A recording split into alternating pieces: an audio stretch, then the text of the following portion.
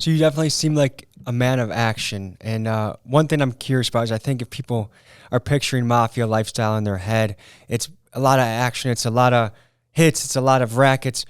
But my impression was that a good part of the day is drinking espresso, playing cards, fine dining. And when it was time to take care of business, you guys went after it 100%. But what was the actual day-to-day and flow of a made man? Exactly what you said. We went to a club, a social club. We'd play a little cards. We'd drink. We'd have coffee. We'd bullshit, just like we're doing right this minute. Not with microphones, of course. Go out on dates, women, driving fancy cars, dressing a little fancy every now and then. And we hung out. It was just a way of life. It was like being with a family.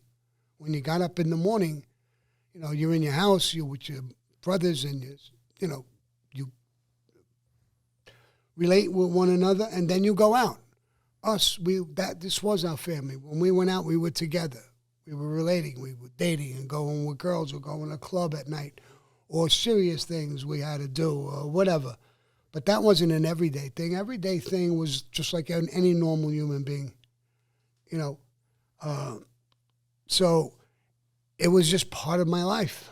It was part of my job. It was I didn't have a 9-to-5 job. I wasn't, my job was, and I was in businesses. I ran businesses and unions as I got more mature and more into the life.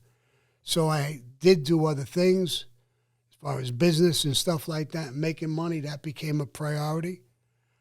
And, and the life has it's a different effect. I mean, I used to sit down with my captain, Toto Arello, in his backyard. It was almost like watching the movie The Godfather. He sat in the back, rolled up his cuffs, put on galoshes, and he would sit there with a cigar hanging out of his mouth, spraying the tomato plants and the fig tree and everything else. It was gorgeous, and I would sit there and talk with him and listen to the old days about Lucky Luciano, and he grew up with them. I didn't. I was too young. And so I would listen to all those stories. Then a lot of times people came from the neighborhood, legitimate people, with their problems. And occasionally he would let me sit next to him, and I could hear their problems being told to him. He would solve their problems like a godfather would.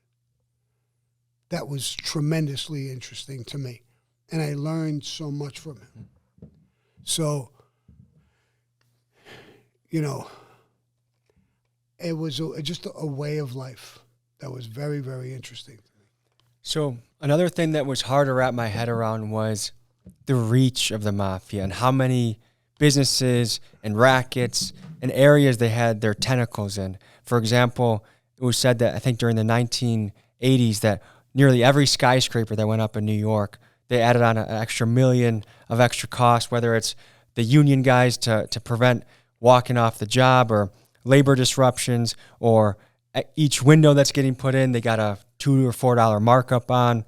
The garment factories, the gas tax. Walk people through some of the different revenue streams. And I know it was different by family, but what was the stuff you were familiar with, and what was particularly interesting to you? We were into everything: the garment industry, the garbage industry, construction, you name it, we were in it. And we elevated the price a little bit, and we took a bite. So you were basically the subcontractor. You'd get the job, and you'd cut your bit off the top, and then you'd pass it to the person that actually does it. Is that the right understanding? In some cases. In my case, I owned companies as well.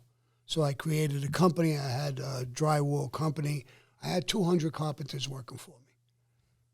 So when I bid drywall jobs, I went for the job myself. Now, I'll give you examples. There was a guy I knew, a pretty good guy. He owned a container company to pick up the garbage and construction debris and stuff.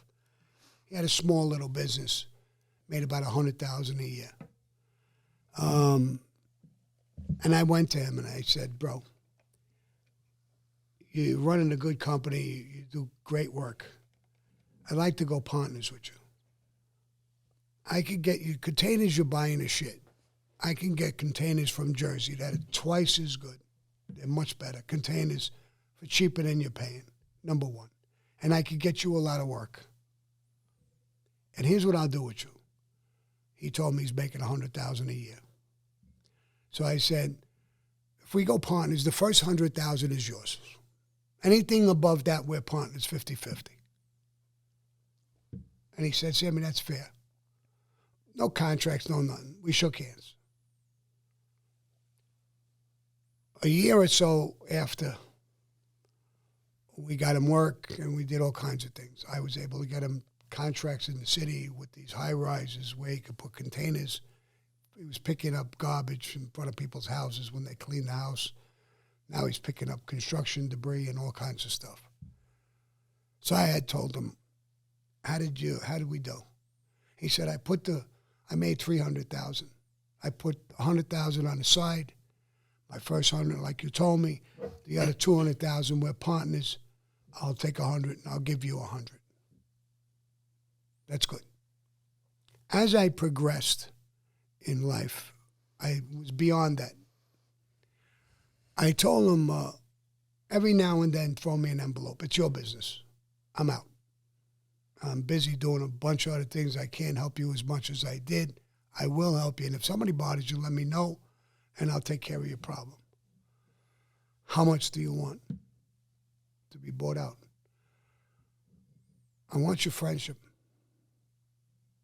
I want an envelope every year. Whether it's my birthday or it's Christmas. If you're doing great, give me an envelope. I'll leave it up to you. I don't want nothing. It's your business. The containers, everything I started with you. We'll stay friends. That's important to me. And that's the way I did business. So when you asked originally, are you worried about, I wasn't worried about shit. That's the way I treated people. At one point after I cooperated, the government said, how come none of these contractors or anybody ratted on you? And I had said, why? Why would they? They all made money with me. I didn't bully them. I didn't abuse them.